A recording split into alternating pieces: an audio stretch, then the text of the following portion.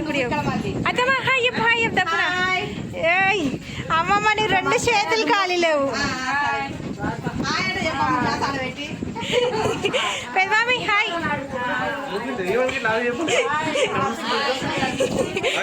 Hi బాబమ్మ చెప్పు చెప్పు.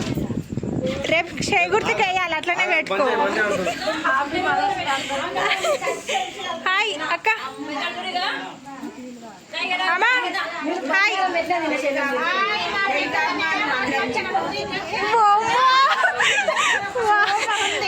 Full update అయినా నువ్వు. అమ్మో మంచిగా ఇప్పుడు హాయ్ అను.